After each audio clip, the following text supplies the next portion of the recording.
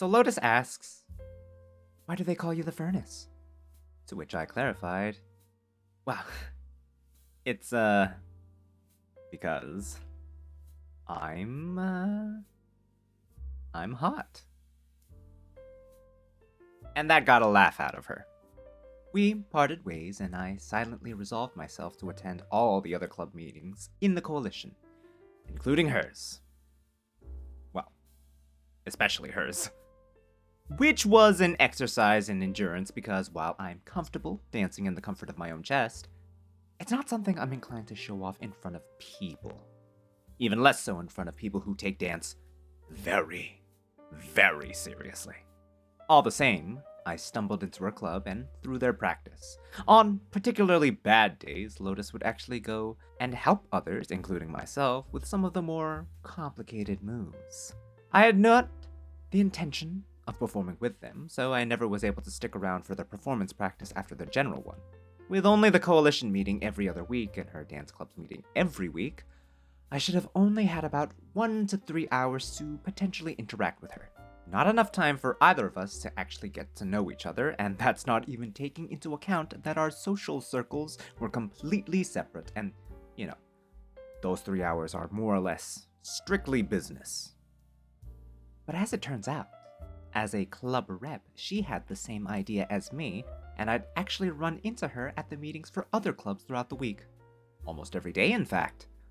Conversations mostly consisted of small talk, good old where are you from, what's your major, that sort of thing. Then it started to go into a natural, regular flow of asking how everything's going, until eventually we started getting into each other's interests and the like, where we get conversations like, "Oh, you like anime? I've actually been watching this lately. Have you seen it? Yes, it's so good." At some point, we added each other on Facebook, Snapchat, which I got because I found out she had one, exchanged phone numbers, and soon we were texting each other on an almost daily basis. Nothing spicy, mind you. Asking how we're doing, what we're up to, offers to peer review papers, invites to study together just so we could be around someone else being productive, normal, friendly things like that. Friendly. I wanted to be friends, and that's it. Okay?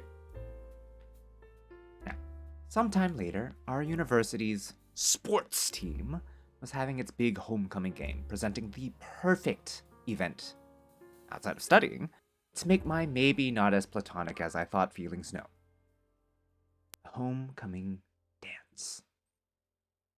As it turned out, during our study sessions, Lotus herself often mentioned that she was thinking of going / that some friends were going / that she had an outfit she'd been wanting to wear for ages now. There were plenty of chances for me to pipe up and ask her out properly, but my timing was always horribly off, or so I tell myself. The night of the dance crept closer and closer. Study sessions came and ended without anything changing, and text conversations were much the same. Until one night, after another phone conversation about maybe or maybe not going to the dance, I thought, you know what? Yeah, I like her. But no matter how much I like her, if she rejects me, it'll just be one more that hasn't killed me. And hastily, my mind addled by anxiety, adrenaline, and sleep deprivation, I texted her. "Hey, actually, would you maybe like to go?" And she never replied.